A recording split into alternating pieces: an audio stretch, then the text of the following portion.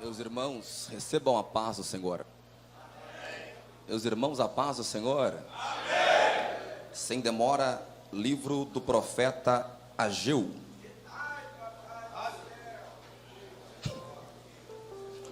Capítulo de número 2. Vamos ler o texto áureo, versículo de número 9. Ageu, capítulo 2, versículo 9. Meus irmãos, quero louvar a Deus por essa casa, por esta congregação. É muito gratificante estar aqui entre os irmãos. Muito bom participar dessa festa. Quero louvar a Deus pela vida do pastor Fábio Gomes, um grande amigo que Deus me entregou, me presenteou. Deus o abençoe. Nosso presidente, pastor Sebastião, Deus o abençoe, prazer conhecê-lo. E obrigado pela confiança e anuência. Pastor Maurício, Deus o abençoe, prazer revê-lo. Nosso pai Alinco e Neto, pastor Marco Aurélio, nos receberam lá sexta-feira. Deus abençoe a todos da tribuna. Meu amigo particular, pastor Eliel Lopes, obrigado por sempre estar comigo. Amém? Deus o abençoe. Quem encontrou, diga amém. Amém. A glória desta última casa será maior do que a primeira, diz o Senhor dos exércitos, e neste lugar darei a paz, diz o Senhor dos exércitos, e todos digam amém. Amém. Tome assento, meus irmãos, fiquem à vontade.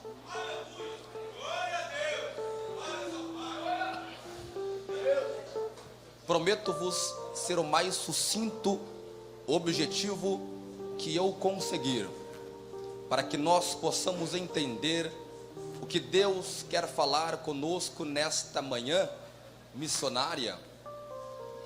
Faz muito tempo que eu não prego mensagens temáticas. Eu me apeguei a mensagens expositivas, mas se hoje eu fosse dar um tema para minha exposição, seria as 2 vezes que Jesus disse não para Herodes o Grande. As 2 vezes que Jesus disse não para Herodes o Grande. A história de Israel é uma história repleta de coisas fantásticas. Deus, de fato, escolhera esta nação para manifestar os seus desígnios. É uma história de sofrimento, de luta e de conquista, passando por escravidão no Egito, no deserto, conquistando a sua terra. Israel tornara-se um reino forte, uma monarquia fora estabelecida com Saul, sendo posteriormente dada a Davi, e após Davi, o rei mais impecável e imperioso que Israel já teve, chamado Salomão.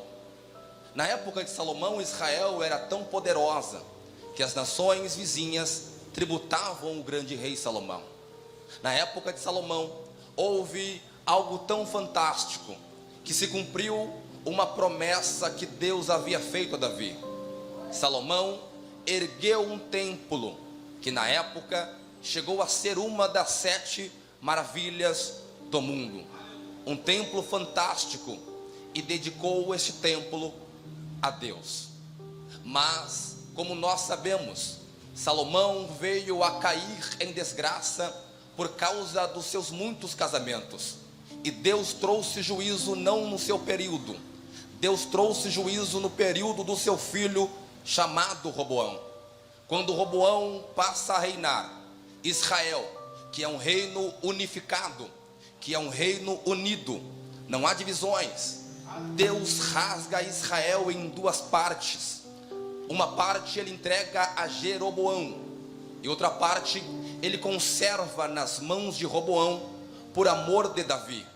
10 tribos compunham uma parte, e as 10 tribos foram conhecidas como o reino do norte, capital Samaria. Outra parte do reino conhecida como reino do sul, este é o reinado davídico, capital Jerusalém, aonde está o templo do Senhor. Quando nós observamos e folheamos a história de Israel, biblicamente falando, nós percebemos que Deus usou alguns artifícios para trazer julgamento ao povo.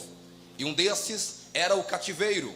O reino norte foi levado a um cativeiro para nunca mais voltar. Em 722 a.C., sob o Império Assírio, pois é uma época em que o Oriente Médio vive uma disputa de poderes bélicos imperiais. A Assíria era uma grande potência nessa época, mas a Síria vai ceder o lugar de destaque imperial para a Babilônia, a nova Babilônia que ascendeu com os caldeus. Esses homens serão protagonistas quando se fala do Reino do Sul. O Reino do Sul é um lugar em que os reis, a maioria deles eram fiéis a Deus, mas isso não impediu do povo continuar idolatrando, adorando outras imagens e esquecendo-se de Deus. Então Deus resolveu trazer um novo cativeiro, e agora este cativeiro é para o Reino Sul.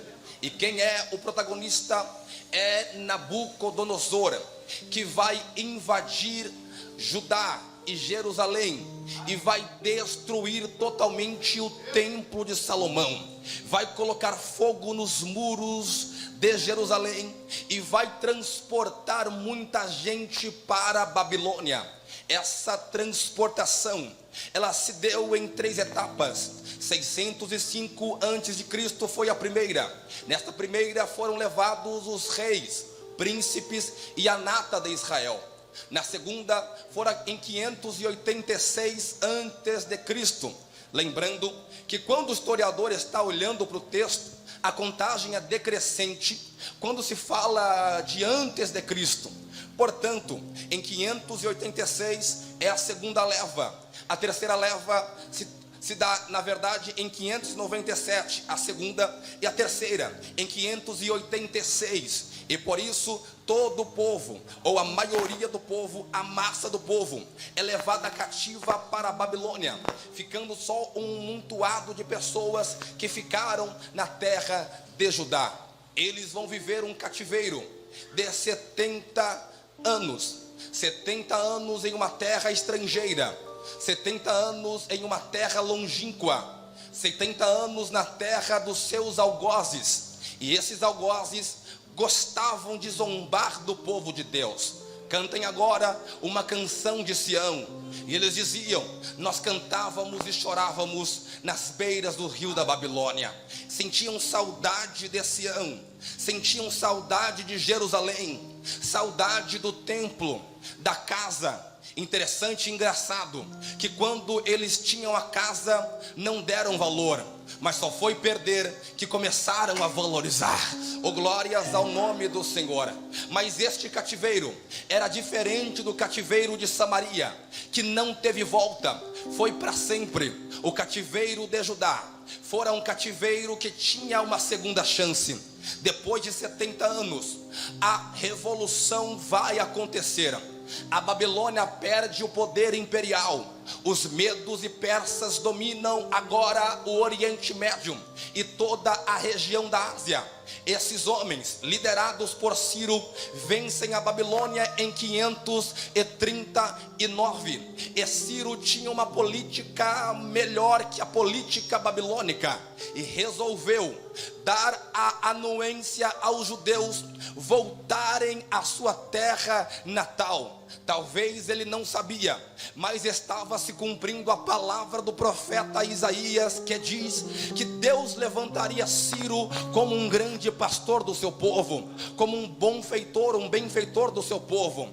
O povo vai voltar. E é claro, muitos judeus resolveram ficar na Babilônia, porque descobriram algo chamado comércio. Prosperaram, ficaram lá e resolveram não voltar, mas custearam a volta dos seus amigos, dos seus irmãos. Eles voltam, e no caminho da volta para a terra de Sião, no caminho da volta para a sua terra, eu imagino o povo alegre, feliz, cantando as canções de Sião. cantando as canções do saltério. Ó Jerusalém, se eu me esquecer de ti, eu não sou o mesmo.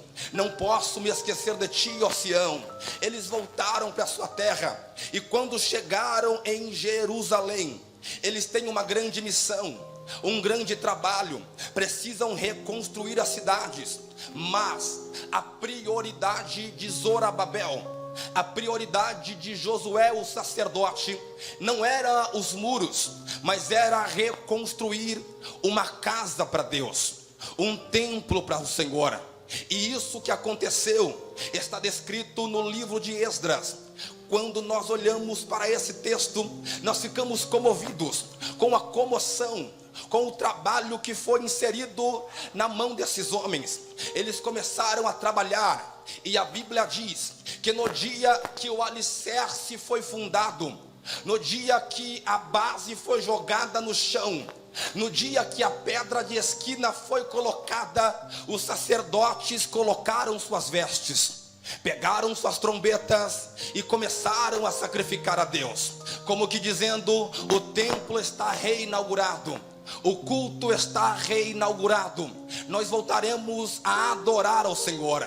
Mas isso não é a única coisa que aconteceu. O que aconteceu, Gabriel?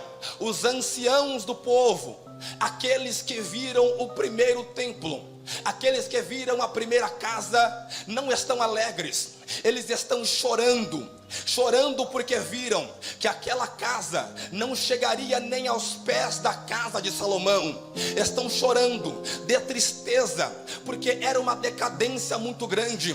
Mas em contraste, os jovens que nasceram na Babilônia estão sorrindo, estão jubilando, estão alegres por causa daquela casa que está sendo construída.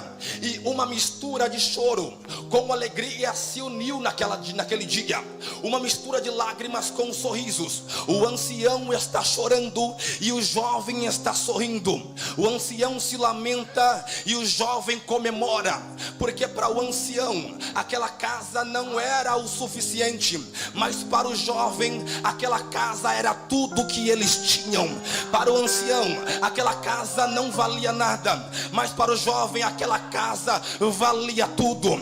Aqui nós conseguimos extrair pelo menos uma boa reflexão. O ancião tem direito de chorar, porque viu a primeira glória, viu uma das maravilhas do mundo. Chora, ancião. Mas o jovem também tem direito de se alegrar, porque nunca viu a casa, está recebendo um presente de Deus, um templo para poder adorar ao Senhor. É por isso que se eu estivesse lá, eu diria: ancião, chora, mas respeita a alegria do jovem. Jovem, se alegra, mas respeita a tristeza do ancião, porque quem já está tem que dar espaço para quem está chegando, e quem está chegando tem que respeitar quem já estava. Eu vou dizer mais uma vez, senti um gostinho de azeite na boca. Quem já está tem que dar espaço para quem está chegando agora. Para de travar o ministério dos outros. E quem está chegando agora tem que respeitar o cabeça branca, tem que respeitar quem já estava, tem que respeitar quem tem história.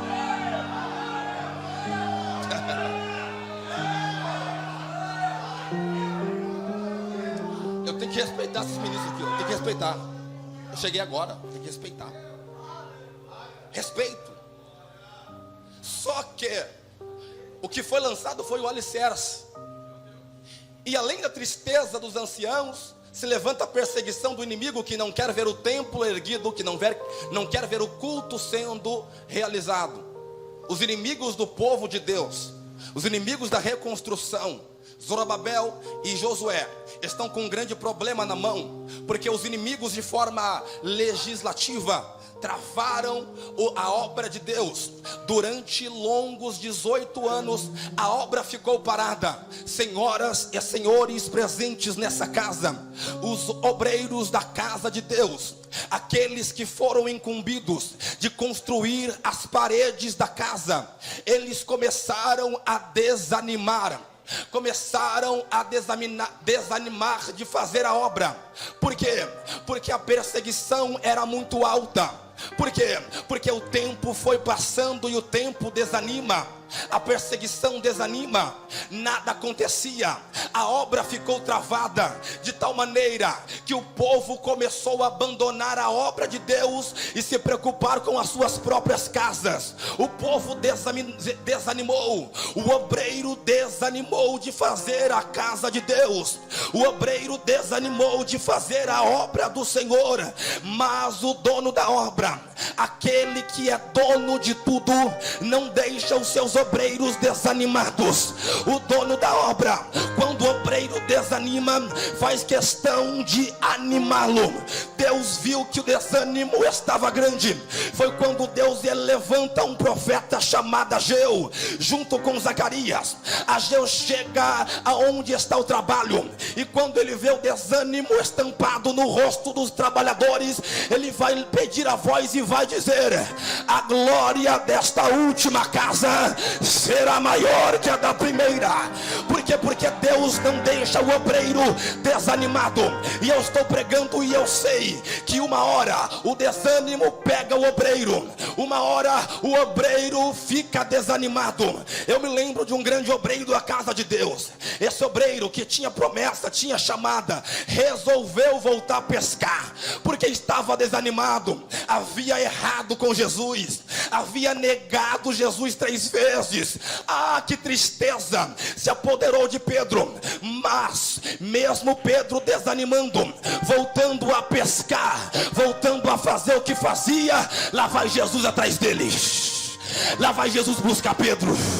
Porque você pode desistir, mas ele não desiste de você. Você pode parar, mas ele faz você andar. Você pode cair, mas ele te põe de pé. Você pode chorar, mas ele te consola. Você pode pecar, mas ele te perdoa. Porque quem te chamou não foi o homem, quem te chamou foi Deus. Levanta a mão para receber isso. Não fostes vós que me escolhestes, fui eu que escolhi a voz. Quando você desanima, eu vou atrás de você, eu te trago de volta para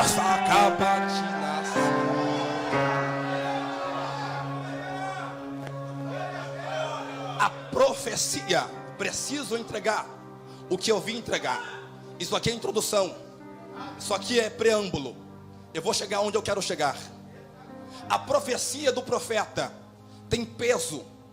A palavra que o profeta libera é pesada, e ela muitas vezes tem várias ramificações, várias dimensões de cumprimento. A profecia tem a primeira dimensão da profecia é a imediata.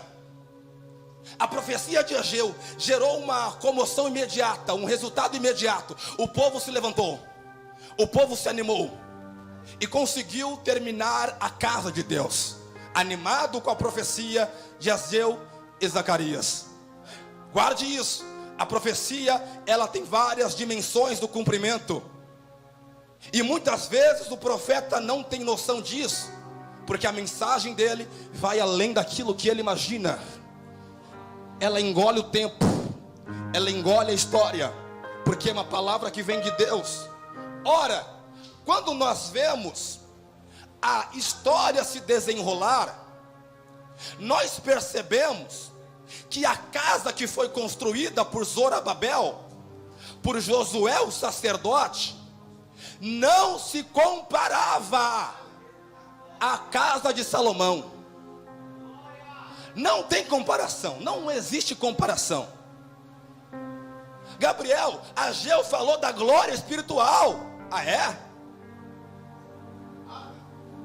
Se você comparar a glória espiritual da casa de Salomão com a casa de Zorobabel, você vai perceber que há uma distância muito grande. Quando você lê 1 Reis, você vai entender que na inauguração da casa de Salomão, a glória foi tão alta, a glória foi tão pesada, que uma nuvem desceu no meio da casa, de tal maneira que o sacerdote não conseguia nem andar. Não aconteceu isso nessa casa. Não. Foi material, Gabriel? É material? Não. A glória da casa de Salomão, materialmente falando, foi maior que a casa de Zorobabel e de Josué. E agora, pregador, Ageu errou? O profeta errou? Alguém no decorrer da história, século I antes de Cristo, resolveu pegar a rédea. Segundo Daniel Hopes, grande exegeta da cultura judaica, estudando as antiguidades de José, Herodes colocou no seu coração de cumprir a profecia de Ageu. Ele disse: eu vou construir uma casa tão magnífica que as palavras de Ageu vão se cumprir. Oh, glória a Deus. E de fato, ele constrói uma casa tão magnífica. E Léo disse uma vez que quem não viu o templo feito por Herodes nunca viu uma grande casa, uma grande construção. Pedras de mármore, material bom, migrado para Israel de outras regiões. Herodes colocou no coração de construir uma nova casa. E não pense você que fora uma reforma da casa que Zorobabel e os outros construíram. Não. Quando nós lemos Joaquim Jeremias escrevendo sobre Jerusalém, ele nos explica e nos mostra que o templo foi construído paulatinamente. Ele resolveu não demolir de uma vez só, para não comprar briga com os sacerdotes, porque o culto não poderia parar, os sacrifícios não poderiam parar. Então ele foi construindo aos poucos. Derrubava um muro, levantava outro magnífico no lugar, e assim ia. Tanto é que essa obra demorou 100 anos para ser concluída. Jesus pisou na terra e a obra ainda estava sendo feita, não havia sido completada. Ora, a intenção de Herodes é justamente essa: cumprir a profecia do profeta Ageu, para que essa casa fosse maior, a glória desta casa fosse maior que a glória da casa de Salomão. Mas, senhoras e senhores, Herodes, ele não contava que alguém iria atravessar o caminho dele. Alguém ia aparecer no cenário e por 2 vezes diria: não, Herodes, você não pode. Repito, Herodes não contava, não imaginava que alguém iria aparecer no cenário e iria dizer não para ele por 2 vezes. Gabriel, qual foi a primeira vez que Jesus disse não a Herodes? Eu te explico. No ano 40 antes de Cristo, Herodes o Grande, ele foi nomeado pelo Senado romano, com a anuência de Marco Aurélio e Otávio Augusto, rei de todos os judeus, rei de toda a Judeia. Ele tinha o título legalmente, ele tinha o título pela lei, era dele, e ele achava que não podia perder. Tanto é que ele tinha um apego muito grande por este título, chegando a matar filhos, chegando a matar mulheres, e matou até a sogra. Oh, glórias ao nome do Senhor. Quantos morreram porque Herodes tinha medo de perder o seu título? Mas de repente nasce alguém em Belém de Judá, e antes de nascer, alguns magos estão vindo para Israel. Para quê? Para reverenciar o novo rei que nasceu. Herodes não contava com isso. Os magos chegam a Jerusalém e a pergunta deles é: aonde está o rei dos judeus? Aonde está o rei dos judeus? Qualquer pessoa desinformada, que não sabia da revelação, podia dizer: o rei está no palácio. Herodes construiu um palácio muito suntuoso, perto do templo que ele mesmo está construindo. Quem é o rei dos judeus? É Herodes. Cadê o rei dos judeus? É Herodes. Mas os magos vão replicar e dizer: não, o rei que nós estamos procurando, ele acabou de nascer. O rei que nós estamos procurando é recém-nascido. Portanto, quando Jesus nasce com título real, com título de direito, ele vai dizer não a Herodes. Mas Jesus não tinha o trono, mas não é o trono que faz um rei, é o rei que faz o trono. Jesus não teve a coroa na terra, ele não tinha coroa, mas é ele que faz a coroa. coroa. E se você quer mais, ele teve coroa, mas uma coroa de espinho. O rei genuíno de Israel, o rei genuíno da Judeia, não é Herodes, é Jesus. É o não que Jesus está dando para ele. Você pode ter o título, você pode ter a compreensão de Roma, você pode ter a anuência do Senado, mas o rei dessa terra não é você. O rei dessa terra sou eu. Oh, glórias ao nome do Senhor. Mas esse é o primeiro não que Herodes recebeu. O segundo não vai ser mais gostoso, porque Herodes quer concluir e quer concretizar a profecia do profeta Ageu. Mal sabia ele que essa profecia ganhou dimensões históricas, chegando a ter cumprimento justamente no período de Jesus. É só analisarmos os textos sagrados para entendermos que Jesus é o cumprimento da profecia de Ageu, capítulo 2, versículo 9. É só nós lermos Mateus capítulo 12 e versículo 6. Ele diz: está aqui alguém que é maior que o templo de Salomão.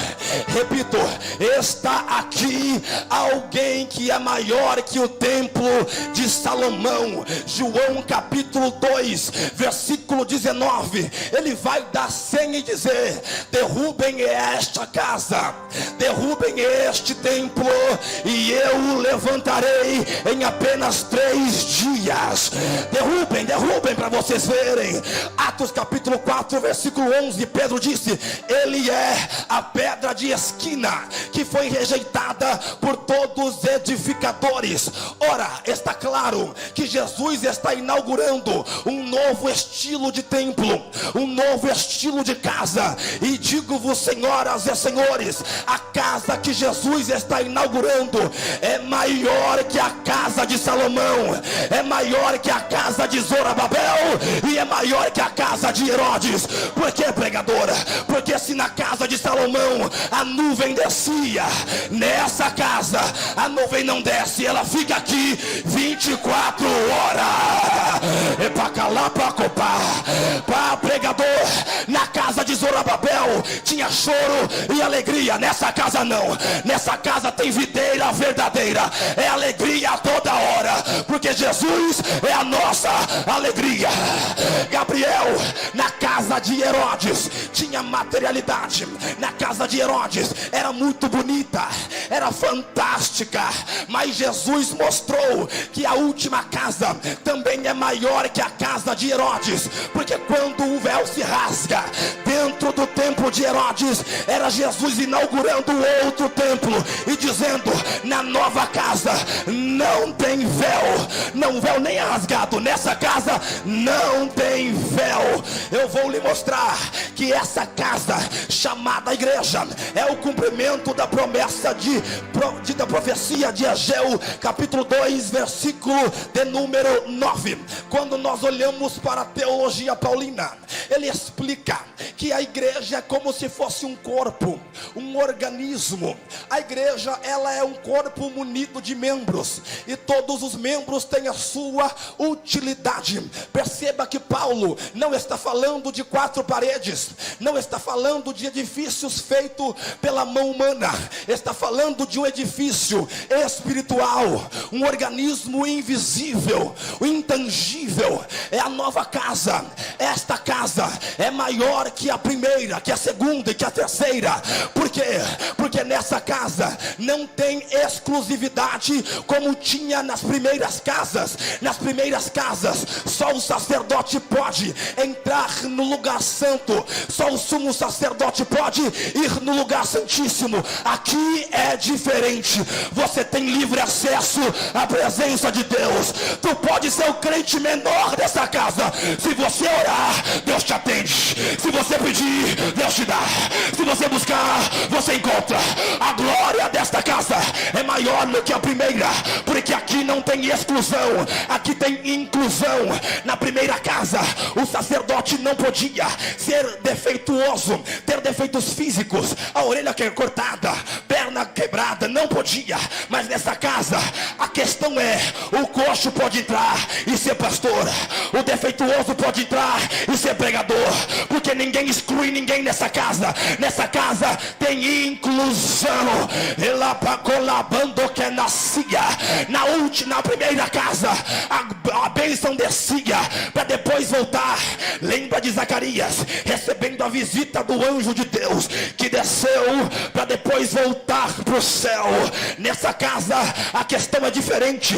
Deixa eu pegar um gancho que foi falado aqui anteriormente. O anjo sobe para depois descer. Significa que os anjos não estão lá, eles já estão aqui em nosso meio, porque a glória desta última casa é maior, é maior. Não, quero ver, eu quero ver quem acredita nisso. Jogue a mão para cima para adorar. É maior, é maior. A glória desta casa é maior, é maior, é maior, é maior, é maior.